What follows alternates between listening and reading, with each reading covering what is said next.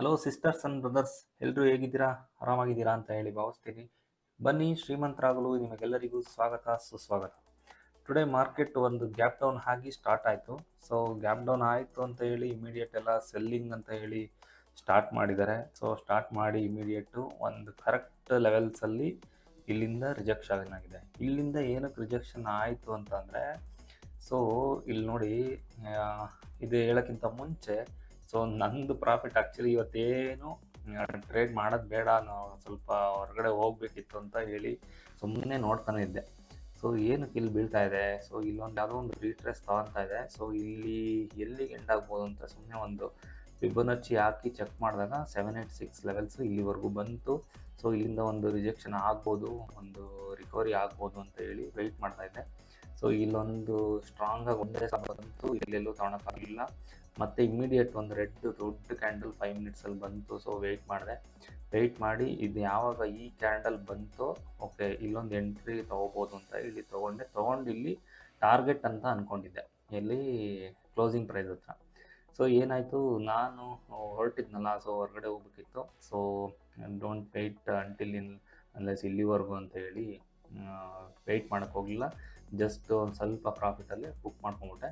So ಇವತ್ತಿಂದ order ಬಂದ್ಬಿಟ್ಟು ಒಂದೇ ಒಂದು ಟ್ರೇಡ್ ಮಾಡಿರೋದು, ಜಸ್ಟ್ 113ನಲ್ಲಿ ತೊಗೊಂಡು 122ನಲ್ಲಿ ಎಕ್ಸಿಟ್ ಮಾಡಿದೆ. ಸೊ ಪೊಸಿಷನ್ ಬಂದ್ಬಿಟ್ಟು ತೋರಿಸ್ತೀನಿ, ಜಸ್ಟ್ 1365 ರುಪೀಸ್, ದಟ್ಸ್ ಇಟ್.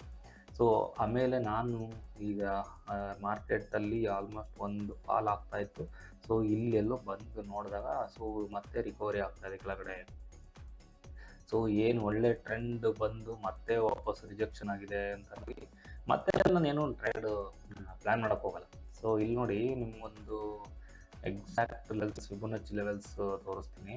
ಈಗ ಇಲ್ಲೊಂದು ಫಿಬ್ ರಿಟ್ರೇಸ್ಮೆಂಟ್ ಅಂತ ಒಂದು ಟೂಲ್ ಇರುತ್ತೆ. ಸೊ ಇಲ್ಲಿ ಯಾವುದೋ ಒಂದು ಟ್ರೆಂಡ್ ಆಗಿರುತ್ತಲ್ಲ, ಆ ಟ್ರೆಂಡ್ ಲೈನ್ಗೆ ಟ್ರೆಂಡ್ ಇದನ್ನು ಇಲ್ಲಿಂದ ಬಾಟಮಿಂದ ಅಪ್ವರ್ಗೂ ಹಾಕಿದ್ರೆ ನಿಮಗೆ ಯಾವ ಲೆವೆಲ್ಸು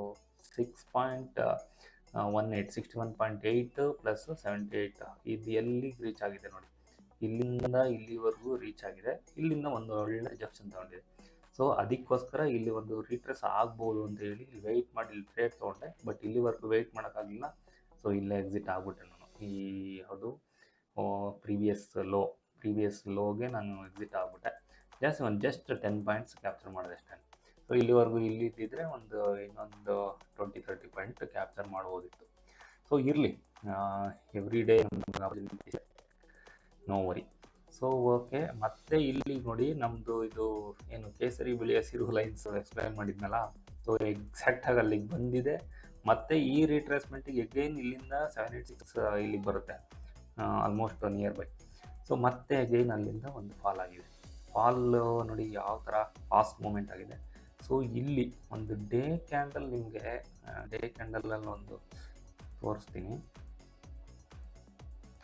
ಎಲ್ಲ ತೆಗೆದುಬಿಡೋಣ. ಡೇ ಕ್ಯಾಂಡಲ್ ನಿಮಗೆ ತೋರಿಸಿದ್ರೆ ಇಂಡಿಕೇಟರ್ಸ್ ಎಲ್ಲ ಹೈಡ್ ಮಾಡೋಣ. ಓಕೆ, ಸೊ ಈ ಲೆವೆಲ್ಸ್ ಏನಾದರೂ ಬ್ರೇಕ್ ಡೌನ್ ಆದರೆ, ಇದೇನು ಟ್ರೆಂಡ್ ಲೈನ್ ಹಾಕಿದ್ದೀನಲ್ಲ, ನಿಮಗೆ ಇನ್ನೊಂದು ಸ್ವಲ್ಪ ಚೆಕ್ ಮಾಡೋಣ. ಈ ಥರ ನಾನು ಆಲ್ಮೋಸ್ಟ್ ಈ ಟ್ರೆಂಡ್ ಲೈನು ಎಲ್ಲೂ ಕೆಳಗಡೆ ಹೋಗೋದಕ್ಕೆ ಬಿಟ್ಟಿಲ್ಲ.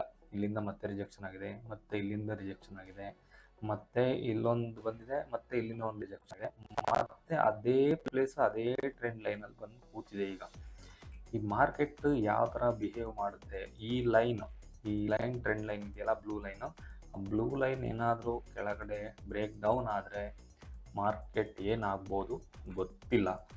ಸೊ ಇಲ್ಲಿಂದ ಒಂದು ರಿಜೆಕ್ಷನ್ ತೊಗೊಂಡು ಇದು ರೀಟ್ರೇಸ್ ಆಗಿ, ಮತ್ತು ಇದೇನೋ ಜನವರಿ ಬೇರೆ ಎಲ್ಲರೂ ಒಂದು ಸ್ವಲ್ಪ ಬೇರಿಶ್ ಆಗಿ ಕ್ಲೋಸ್ ಆಗುತ್ತೆ ಎವ್ರಿ ಇಯರ್ ಅಂತ ಹೇಳ್ತಾ ಇದ್ದಾರೆ.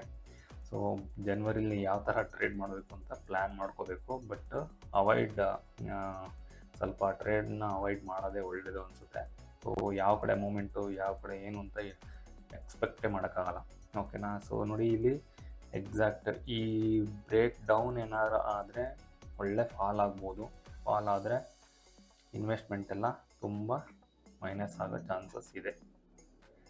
ಓಕೆ, ಲೆಟ್ಸ್ ಇವತ್ತು ಕಂಪ್ಲೀಟ್ ಆಗಿದೆ. ಮತ್ತೆ ಟ್ರೇಡ್ ಎಲ್ಲೂ ಮಾಡೋಕ್ಕೆ ಹೋಗಬೇಡಿ. ಒಂದು ಟ್ರೇಡ್ ಪ್ಲ್ಯಾನ್ ಮಾಡಿ ಕನ್ಸಿಸ್ಟೆನ್ಸಿ ಆಗಿ ಪ್ರಾಫಿಟಬಲ್ ಆಗ್ತೀರಾ. ಓಕೆನಾ? ಪೀಸ್ಫುಲ್ ಆಗಿರಬೇಕು, ಪೀಸ್ಫುಲ್ಲಾಗಿ ಕನ್ಸಿಸ್ಟೆನ್ಸಿಯಾಗಿ ಶ್ರೀಮಂತರಾಗೋಣ. Thank you all. Thank you sisters and brothers. Bye.